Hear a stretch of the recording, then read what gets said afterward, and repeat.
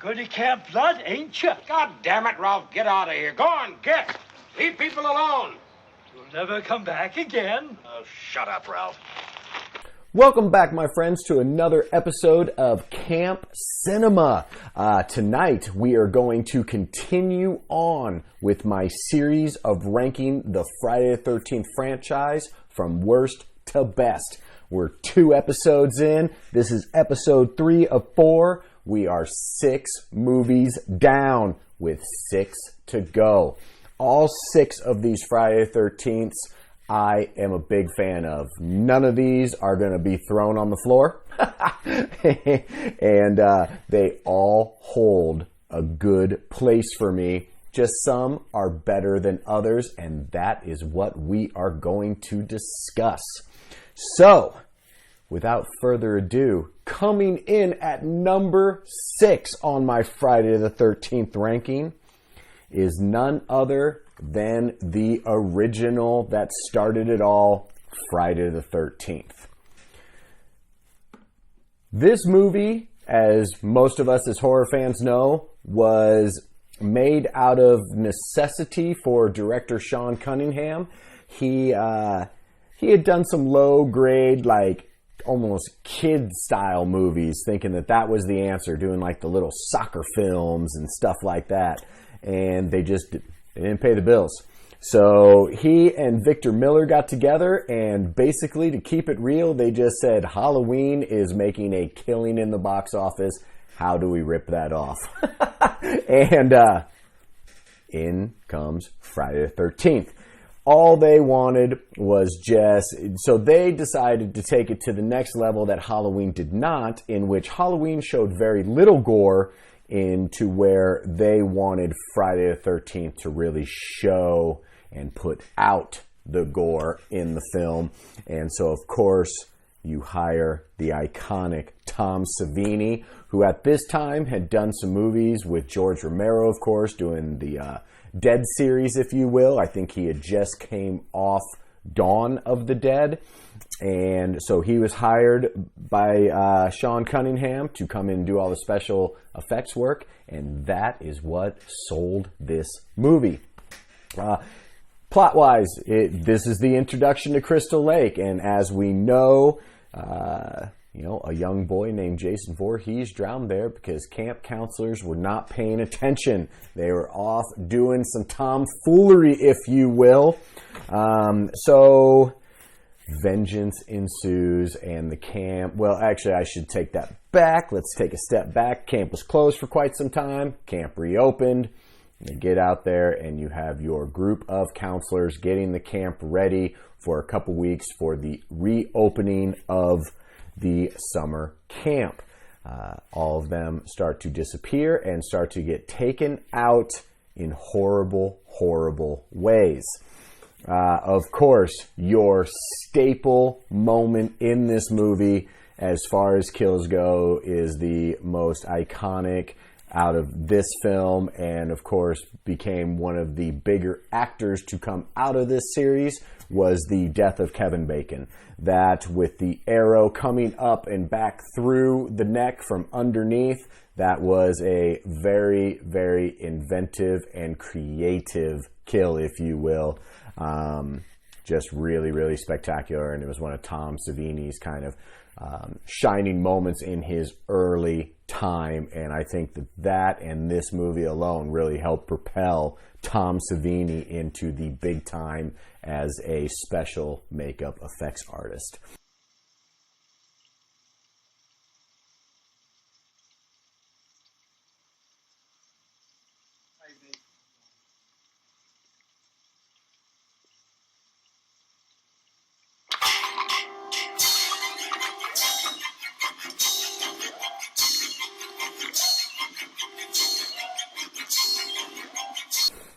Plot, as I said, just a vengeance movie, and then you come to find in the end, when you have gotten down to your surviving final girl, if you will, Alice, that Pamela Voorhees, Jason's mother, is the one doing all of these killings in the name of vengeance for Jason, who kind of speaks through her.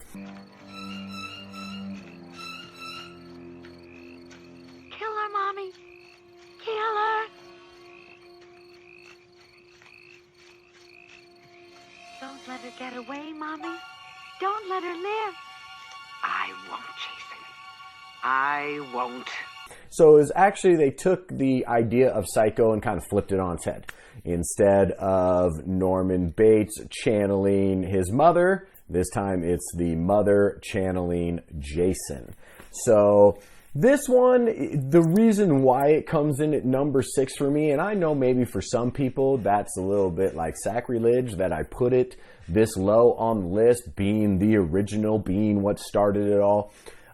It's a slow-moving movie, and besides some really good, gore effects for 1980, it is a slow burn on this movie. Takes a while to get going, and then, of course, it's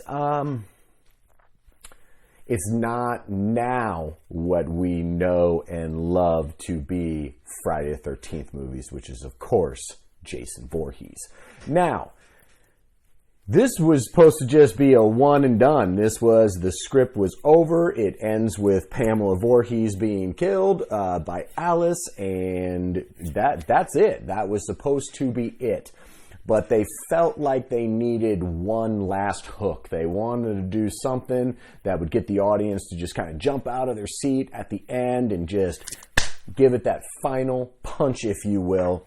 And so where they came up, and this is what's funny, is that everyone wants to claim that they came up with the idea of Jason coming out of the lake.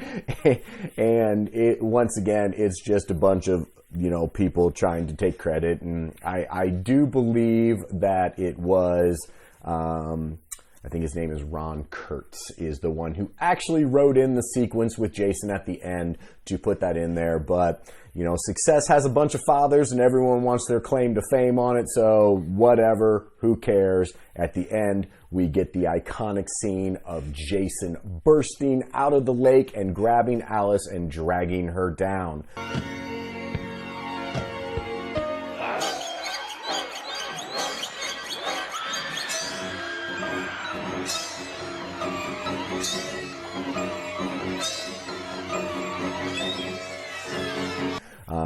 To find her wake up at the end in the hospital talking to a sheriff about, where's the boy? Did you find the boy? And of course the sheriff said there was no boy. So to be fair, they still could have been left as just a standalone movie. That was a dream sequence. Alice had been through a lot, and this was her kind of mentally collapsing, if you will. But of course, it sparked and lived on, and so are we, my friends. So anyways, as I said, part 1, the original Friday the 13th, comes in at number 6 on my list. And as of now, none of these movies are getting tossed on the floor because they are all quality. Moving on to my number 5 pick of Friday the 13th. And I think that once again, this may irritate some of you Friday the 13th lovers out there, and I'm okay with that because once again, my channel, my list. But coming in at number 5 is none other than Jason Lives. I love Jason Lives, but it has a reason for being number 5 instead of maybe a little bit further up there, and we are going to discuss this. Now, this was the movie that brought Jason Voorhees back. This is the movie that, in part 4, this is part 4 Jason right here. Jason gets taken out in part 4 by Tommy Jarvis. That was the end. Part 5, as we all know, which we discussed in the previous video, was actually Roy Burns. It was not Jason Voorhees. So producer Frank Mancuso said, you know what? We need to get Jason Voorhees back on track. Let's get that figured out. And they hired Tom McLaughlin to do the duties. Not only did he write this, but he did direct it as well. And it took the Friday the 13th franchise to a different place, if you will. This was the first one that added, well, first of all, it's now a return from the dead Jason. So he is now technically a zombie, even though the word zombie is never used in any of these movies. But now he has been resurrected, if you will. The beginning of our film starts with Tommy Jarvis, who is now no longer in the asylum. I don't know why, but he is not. Tommy Jarvis is played by Tom Matthews in this film. And he's traveling with his buddy, which I remember the first time I saw this, I kind of had to crack up. His buddy is Horshack from Welcome Back, Kotter. Oh, shit. Hey, whatever, man. It's fine. So they go to Jason's grave site and dig Jason up, because this is the way Tommy is going to finally give himself some closure. He is going to dig Jason up, see the rotting corpse, know that he is actually really dead, so maybe he can stop having all the haunting dreams and all of those things. So of course they dig Jason up. You see him. It looks great. When Jason in the coffin looks fantastic. There's maggots coming out of his eyes. He's all just caked in cobwebs. Just beautiful design in the coffin for sure. Now, Tommy, in a fit of rage, decides to grab a metal beam from the fence post and begins to stab Jason, leaving it in his chest as they walk away. He walks away to go get the gasoline to burn Jason down. Of course.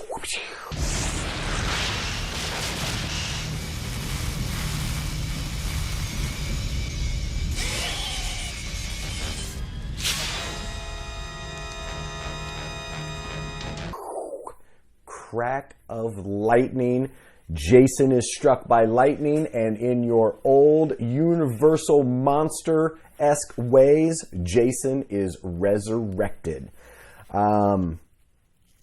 This scene, this is one of those that I don't know, I'm on the fence with it. I like how Jason comes up out of the grave. I like that whole part with the thunderstorm pouring down.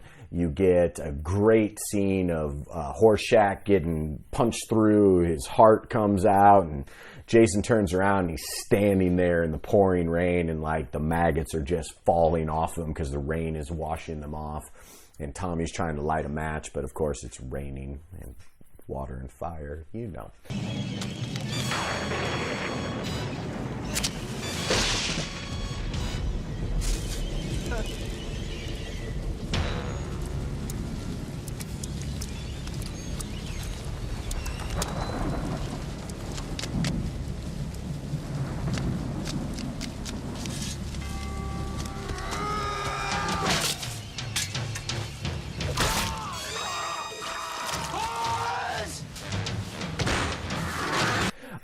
So anyways, but this is where I'm going to go into my explanation of why part 6, even though its popularity, why it is number 5 on my list. And that is because I really am not a fan of the design of Jason. I don't understand why after he gets out of the grave, all of a sudden he decides to tuck his shirt in and put on like a utility belt that has tools in it.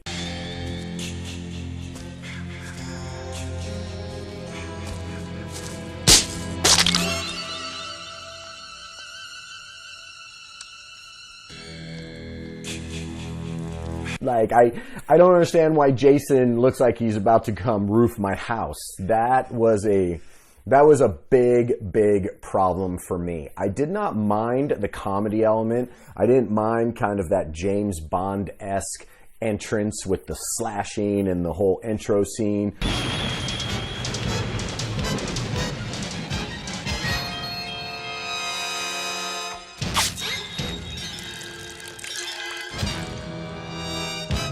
Just done like an old school James Bond film. I didn't mind that. But these movies, they're Jason Voorhees movies, and if you fail on making Jason Voorhees look cool, then to me, kind of the whole movie just is, yeah. Now, one of the better acted Friday the 13th out of the whole series, for sure. Seriously, like, the acting is actually pretty decent for a Friday the 13th film, if you will. The sheriff is great.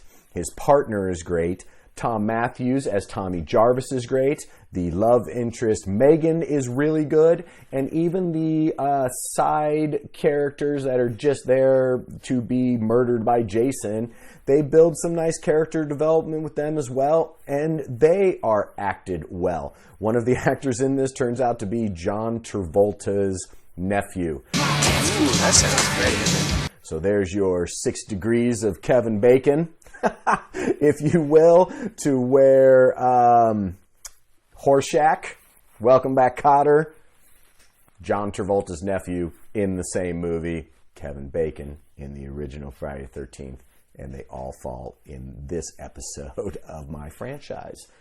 So, 6 degrees, baby. Anywho, back to it. Now, where this is also the first Friday the 13th that was along those very subdued as far as the graphic and gore. I mean, you just came off of part 5, which was just an absolute TNA gore fest, into which you come into part 6, where there's no TNA, and the gore is very, very minimal, and a lot of it was heavily edited and censored.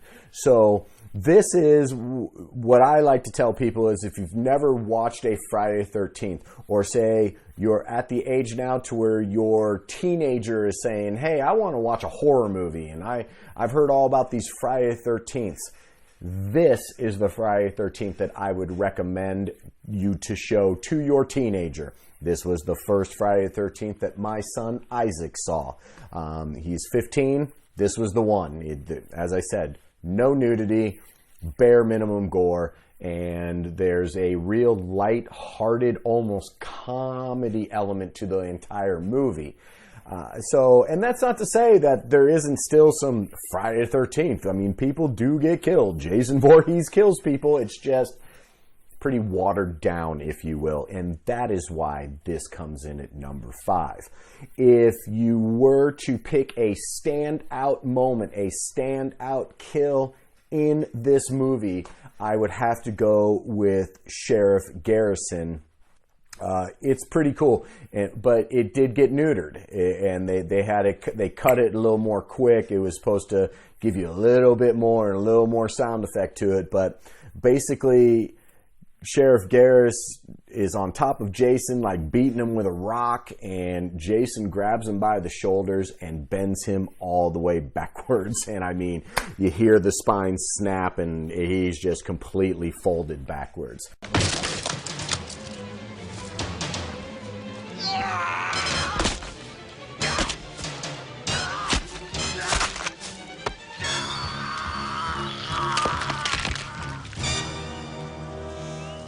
So, as far as a watered down, little bit censored gore movie, that was definitely your standout kill in this film.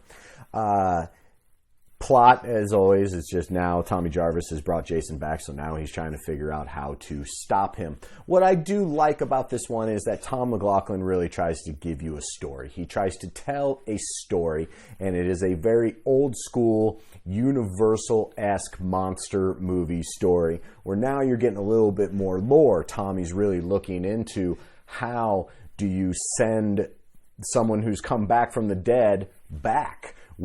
How do you stop this kind of entity? What can be done? And of course, so in his readings, he finds out that if he basically drowns Jason back in Crystal Lake, that could do it. So that's the whole plot. They get him back to Crystal Lake. The battle ensues between him and Tommy. Tommy gets a boulder, basically, and a chain, gets it around Jason's neck and sinks him down to the bottom. but it doesn't work. Jason is not dead.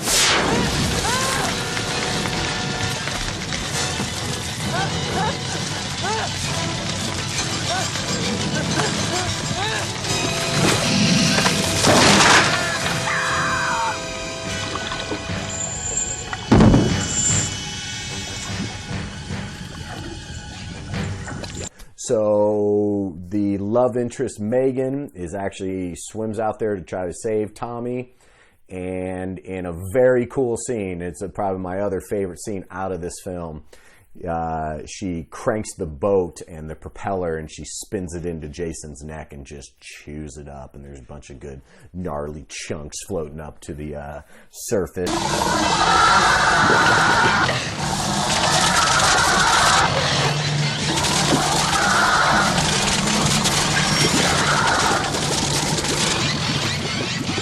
So, as far as an ending, it was decent, and in the realm of the Friday the 13th franchise, it's a strong number 5. It really is, and for me, I do enjoy this film, but it's a little bit more comedic and a little bit more universal monster than a Friday the 13th.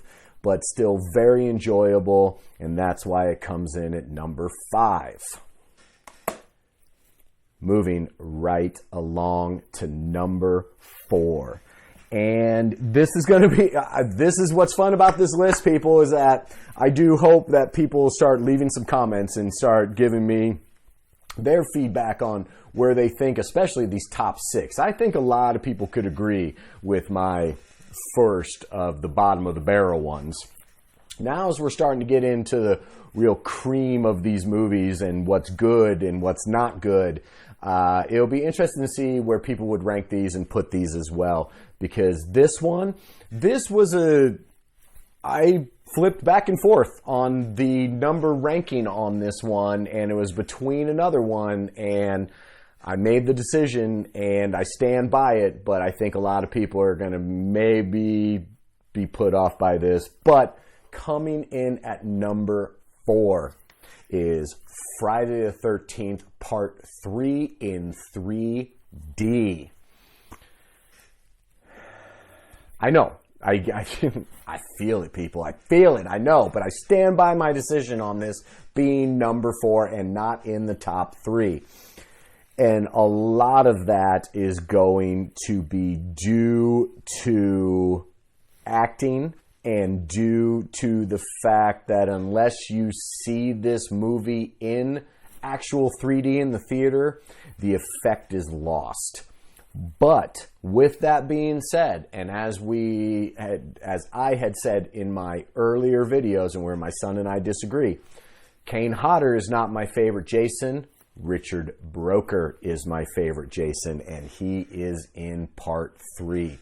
The physicality of Richard Broker, the way that he projects the character of Jason Voorhees, the way he moves. This is, first of all, it's a very human Jason Voorhees. He's not zombified. He's not even like some huge hulking beast. I mean, he's a big man, but he's still very, very human.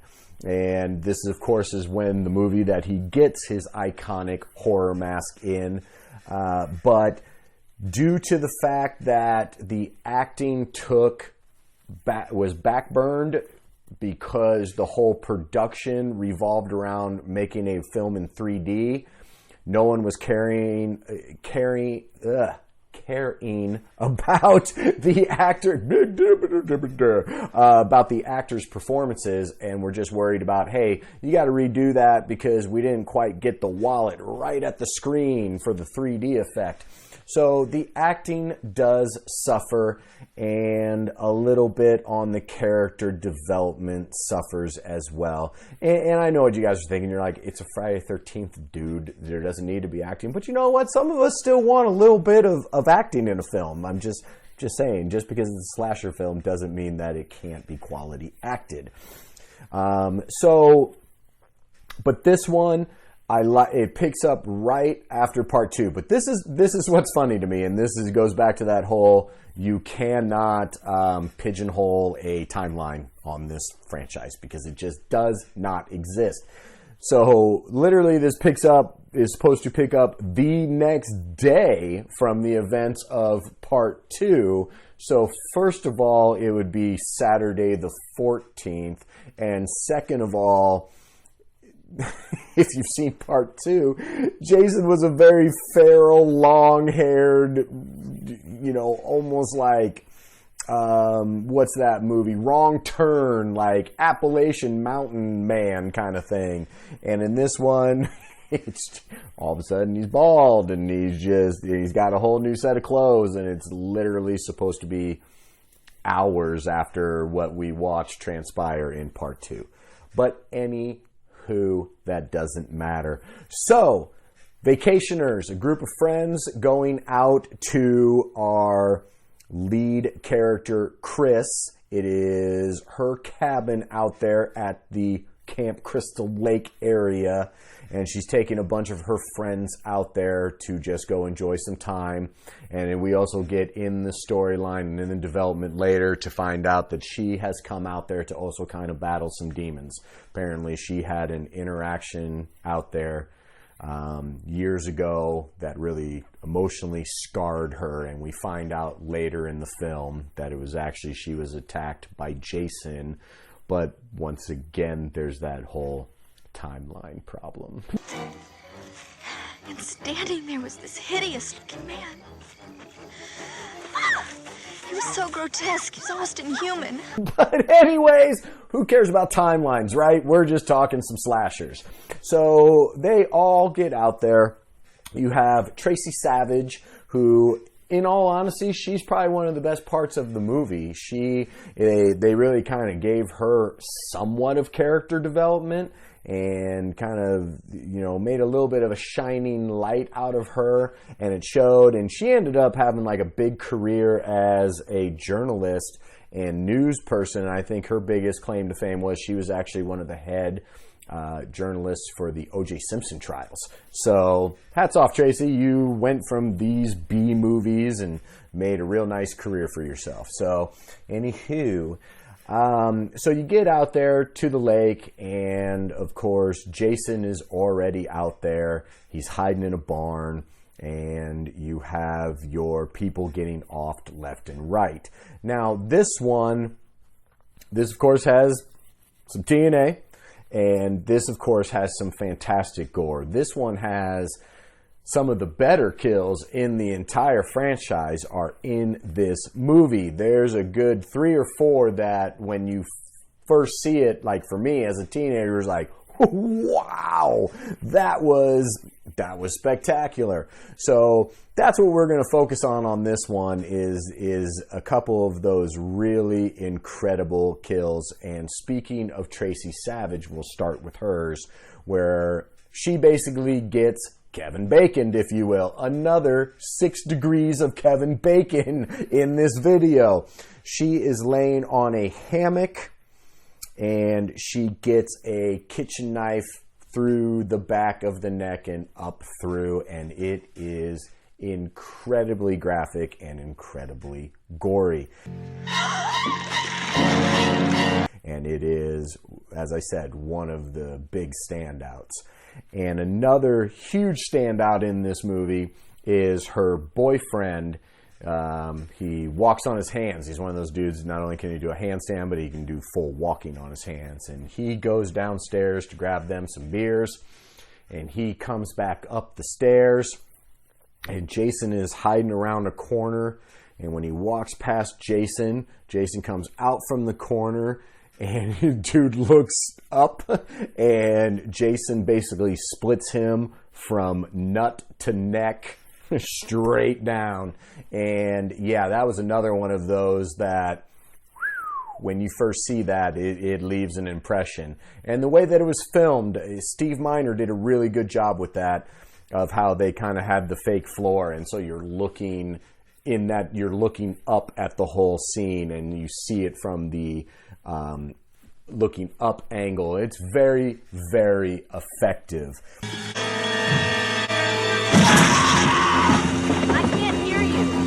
But of course, your standout that everyone knows, even if you haven't seen a Friday the 13th movie, I think you know about this kill because it has been talked about so much and the scene has been shown in so many other, features about horror movies and this and that. The character Paul, he gets his head crushed so hard that his eyeball shoots out at the screen. And I'm sure seeing that in the theater in 3D must have been absolutely spectacular.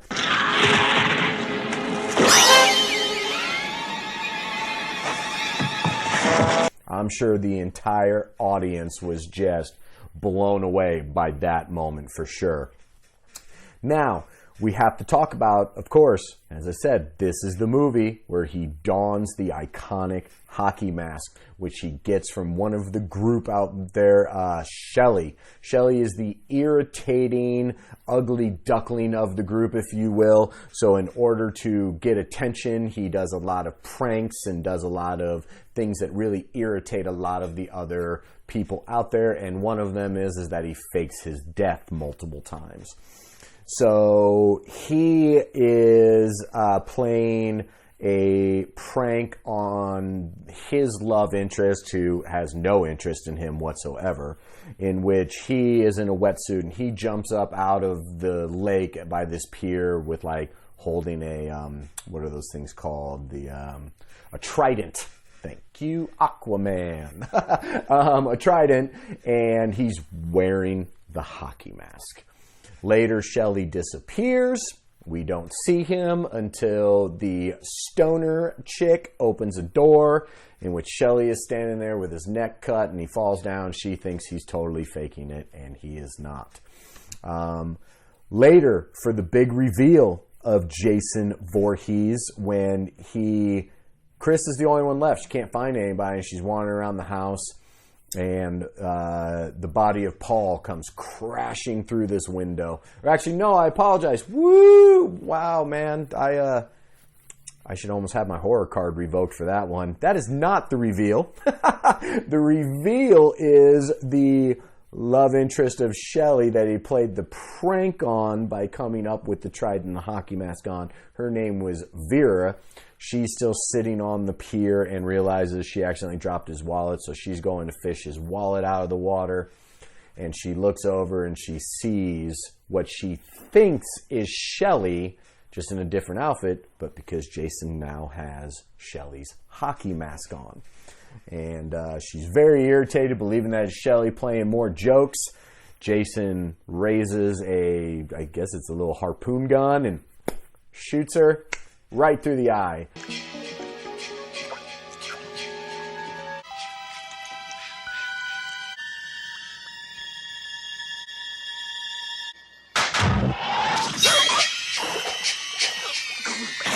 Probably another one of those moments in the theater in 3D that was probably just spectacular moment. Now, where this movie, I feel, and as I said, why Richard Broker is my favorite Jason of all, is the chase scene at the end with our final girl, Chris, and Jason. The interaction with that, first of all, Jason feels pain, and he makes noises when he is attacked, and when he's hurt, you hear it.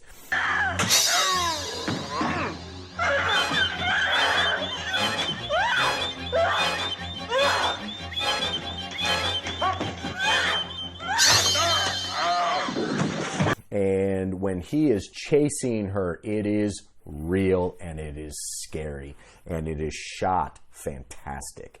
And when they finally get into the barn and he's in there and he is so pissed off that he has not been able to get her and kill her, which is ultimately what he wants to do, of course, that whole scene of him tearing apart the barn and coming after her is just absolutely spectacular.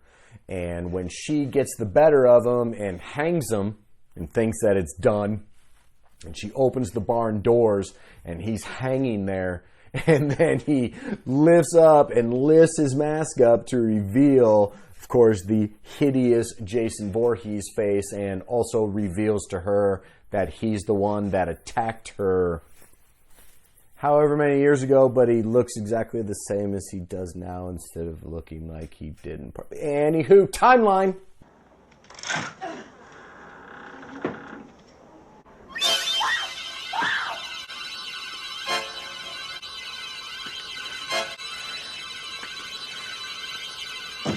We're not going to talk timeline. But just all around, Richard Broker brings it in this movie. And the end of it, of course, with the hatchet in the head and Jason ultimately laid out, in which we think that probably should do it, was really, really good. Where I think Steve Miner could have left things alone, just my opinion, and it's another kind of deciding factor of why this film kind of sits in that number four, if you will, and that is because he just flipped the whole original ending on its head, and you have Jason running after Chris in her dream sequence, and then apparently Pamela Voorhees got her head back and comes up out of the water and grabs Chris and takes her down.